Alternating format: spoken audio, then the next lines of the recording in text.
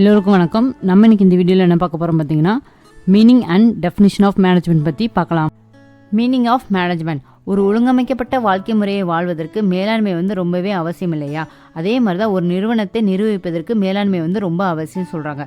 இந்த மேலாண்மை பார்த்திங்கன்னா ஒரு நிறுவனத்தில் எப்படி செயல்படுது அப்படின்னு பார்த்திங்கன்னா அதனுடைய முதுகெலும்பாக செயல்படுது அப்படின்னு சொல்கிறாங்க. நம்மளுடைய வாழ்க்கை நோக்கங்களை அடைவதற்கு நம்ம சில காரியங்களை செய்வோம் இல்லையா? அதே மாதிரி தான் ஒரு நிறுவனத்தின் நோக்கங்களை அடைவதற்காக மேலாண்மை என்ன செய்கிறாங்க பார்த்தீங்கன்னா, மற்றவர்களுடன் சேர்ந்து அதன் மூலமாகவும் சில காரியங்களை செய்கிறாங்க. அதான் இங்கே சொல்லியிருக்காங்க, management is essential for an organised life and necessary to run all type of management. Good management is the backbone of successful organisations. Managing life means getting things done to achieve life's objectives, and managing an organization means getting things done with and through other people to achieve its objectives. மேனேஜ்மெண்ட்டுக்கு best example அப்படின்னு பார்த்தீங்கன்னா அம்மா தான். ஒரு குடும்பத்துடைய தலைவர் யார் அப்படின்னு பார்த்தீங்கன்னா அப்பா தான். ஆனால் அந்த குடும்பத்தை யார் மேலாண்மை செய்கிறாங்க அப்படின்னு பார்த்தீங்கன்னா அம்மா தான். அந்த குடும்பத்தில் உள்ள ஒவ்வொரு நபர்களுடைய தேவைகளை முன்கூட்டியே அறிஞ்சு அந்த தேவைகளை பூர்த்தி செய்வதற்கு என்னென்ன விஷயங்கள் செய்யணுமோ அத்தனை விஷயங்களும் செஞ்சு ரொம்ப அழகாக ஒவ்வொரு நபருடைய தேவைகளை அந்த அம்மா பூர்த்தி செஞ்சுக்கிட்டே வருவாங்க. அதே மாதிரி தான் ஒரு நிறுவனத்தினுடைய நோக்கத்தை அடைவதற்காக என்னென்ன விஷயங்கள் செய்யணுமோ அத்தனை விஷயங்களும் செஞ்சு அந்த நோக்கத்தை அடைய செய்வது யார் அப்படின்னு பார்த்தீங்கன்னா மேலாண்மை மட்டும்தான். நெக்ஸ்ட் பார்த்தீங்கன்னா டெஃபினிஷன் ஆஃப் மேனேஜ்மெண்ட்.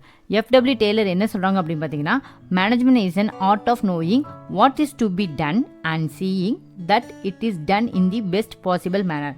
அதாவது மேலாண்மை என்பது என்ன செய்ய வேண்டும் என்பதை அறிந்து கொள்வதும் அது மிகச்சிறந்த முறையில் செயல்படுவதை காண்பதும் ஆகும் அப்படின்னு சொல்கிறாங்க. நெக்ஸ்ட் பார்த்தீங்கன்னா ஹென்ரி ஃபாயல் என்ன சொல்கிறாங்க அப்படின்னு பார்த்தீங்கன்னா, management is to forecast, to plan, to organise, to command, to coordinate and control activities of others.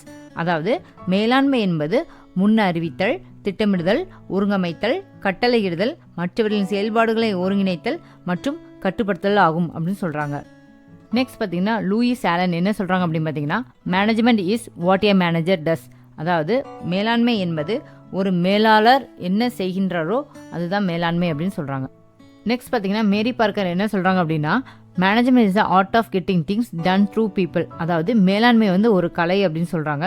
ஏன் அப்படின்னு பார்த்தீங்கன்னா ஒரு நிறுவனத்தின் நோக்கத்தை நிறைவேற்றுவதற்காக மற்றவர்கள் மூலமாக காரியங்களை செய்வதால் மேனேஜ்மெண்ட் அதாவது மேலாண்மை ஒரு கலை அப்படின்னு சொல்கிறாங்க.